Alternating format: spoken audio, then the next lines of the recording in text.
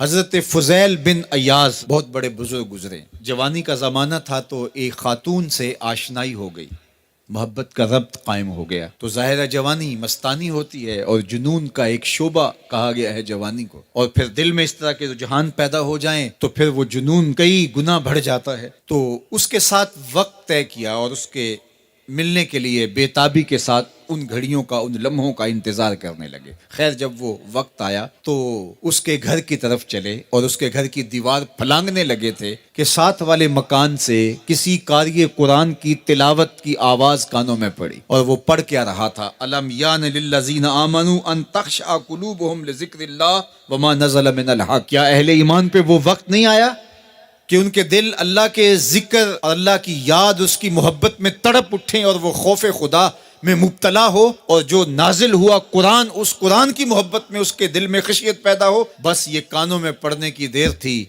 کہ دوبارہ گلی میں چھلانگ لگائی اور کہا میرے اوپر وہ وقت آ گیا ہے، اور جنگلوں کو روتے ہوئے نکلے. اور حضرت فضیل بن ایاز پھر ولیوں کے امام قرار پائے.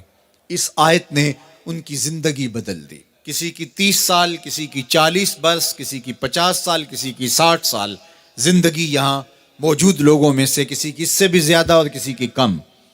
اس آیت کریمہ کو ذرا اپنے اوپر وارد کریں تو اللہ ہمیں نصیب کر دے کہ ہمارے دل تیرے خوف سے کانپ اٹھے اور تیری خشیت سے ہمارے دل لرز اٹھیں، اور قرآن کے ساتھ ہمارا ربط مضبوط اور مستحکم ہو جائے، اور ہم یہ اقرار کرتے ہوئے تیرے حضور حاضر ہو جائیں، مالک وہ وقت آ گیا ہے کہ ہمارے دل تیری یاد سے، تیری محبت سے، تیرے پیار سے مالا مال ہو گئے، اور اپنی باقی زندگی ہم تیرے پیار میں، تیری محبت میں اور تیری یاد میں بسر کریں گے. حدیث پاک میں آتا ہے کہ اگر کوئی شخص اللہ کے خوف سے رویا اور اللہ کے خوف سے رونے کی وجہ سے اس کی پلکوں کے بالوں میں سے ایک بال کی جڑ گیلی ہو گئی تو قیامت کے دن وہ بال کھڑا ہو جائے گا، اللہ یا تو مجھے نکال لے یا اسے جنت عطا فرما دے. تو اللہ جل شانہ اس بال کو تو آنکھ سے نہیں نوچے گا، بلکہ اس شخص کو اللہ جنت عطا فرما دے گا. اللہ اکبر. گناہگار کی آنکھ کا پانی اللہ کے غصے کی آگ کو ٹھنڈا کر دیتا ہے. اس لیے ہمیں رونے کا کہا گیا، فَلْيَضْحَكُوا قَلِيلًا وَلْيَبْكُوا كَثِيرًا. اللہ اکبر. ارشاد فرمایا کہ تھوڑا ہنسا کرو، زیادہ رویا کرو. صحابہ کو ہنستے ہوئے دیکھا تو آقا کریم علیہ السلام نے فرمایا کہ تمہارے تک اللہ کی امان نہیں پہنچی اور تم ہنس رہے ہو. عرض کی حضور اس کا کفارہ؟ تو فرمایا اس کا کفارہ یہ ہے کہ جتنا ہنسے ہو اتنا ہی تمہیں رونا پڑے گا. میں اور آپ ذرا اپنی زندگی پر غور و تدبر کریں. ہماری زندگی میں ہنسنا زیادہ ہے یا رونا زیادہ ہے؟ سویر سے لے کر شام تک کہے زیادہ ہیں، ٹھٹھے زیادہ ہیں، مذاق زیادہ ہیں، لطیفے زیادہ ہیں، یا عبرتیں زیادہ ہیں؟ تفکر زیادہ ہے، تدبر زیادہ ہے، سوچ بچار زیادہ ہے، یاد الہی میں تڑپنا زیادہ ہے، آنکھوں سے یاد خدا میں بہنے والے آنسو زیادہ ہیں، یا غفلت سے پھوٹتے ہوئے کہے زیادہ ہیں؟ مجھے اور آپ کو اپنی زندگی کا ضرور محاسبہ کرنا چاہیے. ٹھٹھوں سے، مذاق سے ہماری مجلسیں بھرپور ہوتی ہیں. ہم دن میں جتنا ہنستے ہیں کیا اس کا 10واں حصہ بھی ہم تنہائی میں بیٹھ کے اللہ کی یاد میں روتے ہیں؟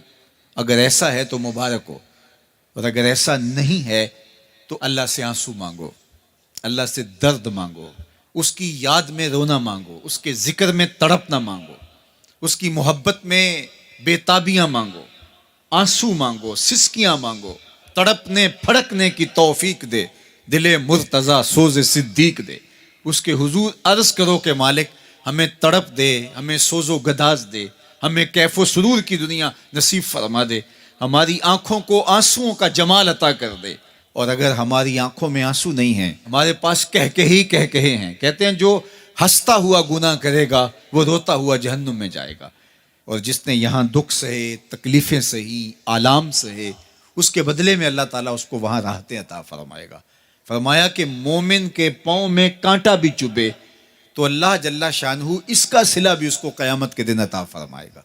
تو یہ جو تفکرات ہیں، یہ جو دکھ آتے ہیں، یہ جو تکلیفیں آتی ہیں، مصائب آتے ہیں، مشکلات آتی ہیں، اذیتیں ہمیں پہنچتی ہیں، تو اس پر صبر کرنا چاہیے اور اللہ کا شکر ادا کرنا چاہیے کہ ہم ان مصائب سے گزر رہے ہیں، ان مشکلوں سے گزر رہے ہیں. اور اگر کسی شخص کی زندگی میں دکھ ہے ہی نہیں، سکھ ہی سکھ ہیں، تو پھر وہ سمجھے کہ وہ فتنے میں مبتلا ہے. اس لیے زندگی کے اندر یہ آنے والی تکلیفیں، زندگی میں ملنے والے دکھ، اذیتیں، یہ اللہ تعالیٰ کی طرف سے ہمارے اوپر ایک انعام ہے، اور اللہ تعالیٰ جل شانہ اس کے بدلے میں ہمیں آخرت میں صلہ عطا فرمانے والا ہے. تو فرمایا رجل ذکر اللہ خالیا ففاضت عیناہ، وہ شخص جس نے تنہائی میں بیٹھ کے اللہ کا ذکر کیا، اللہ کو یاد کیا، اور پھر کیا ہوا؟ فرمایا اس کی آنکھوں سے آنسو ٹپکنے لگے. تو میرے اور آپ کے آقا و مولا نے فرمایا قیامت کے دن جب کوئی سایہ نہیں ہوگا، یاد الہی میں رونے والے کو اللہ اپنے عرش کا ٹھنڈا سایہ عطا فرما دے گا.